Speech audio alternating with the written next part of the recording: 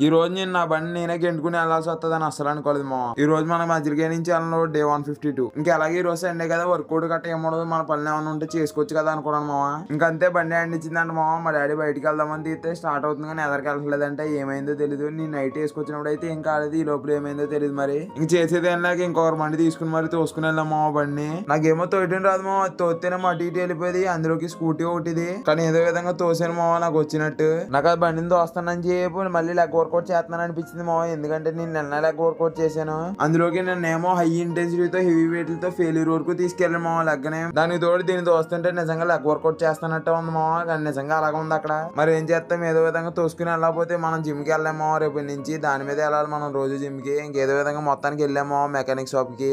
ఆడికి వెళ్తే బెల్ట్ పోయింది అన్నాను మామ, బెల్ట్ ఏమని ఇచ్చేసాను నేను. దీనికి తోడు మళ్ళీ మిక్సీ కూడా బాధించాలన్నది మా అమ్మ, మళ్ళీ మిక్సీ బాధించడానికి వెళ్ళాను మామ నేను అక్కడ బండి వదిలేసి. నిజంగా అక్కడ మిక్సీ బాధించడానికి వెళ్ళినప్పుడు నాకు ఒకటి గుర్తొచ్చింది మామ. నిజంగా మా అమ్మ ఎప్పుడు అంటా ఉంటది, పోగొట్టినంత సులువు కాదు బాధించడం అనేది అని, కానీ నిజంగా అలాగే అనిపించింది మామ. ఈ రోజు బండి మిక్సీ బాధించడానికి ఎంత టైం పట్టిందంటే పొద్దున్న వెళ్ళిన దగ్గర సాయంత్రం 3 అయిపోయింది మావ ఈ 2 అయినప్పటికీ. ఇంకా అలాగే ఈ రోజు సండే కదా, వీడియో కట్ట మంచిగా తీసుకుందాం నీట్ గా చేద్దాం కదా అనుకున్నాను. ఇంకా సండే అంతా మొత్తం రివర్స్ అయిపోయింది మావ నాకు ఈ రోజు. ఈ రెండిట్ల వల్ల నేను చేద్దాం అనుకున్న పనులన్నీ ఆగిపోయాయి మావ ఈ రోజు. అంతే వీడియో కొంటా, మరి బాయ్ మావ.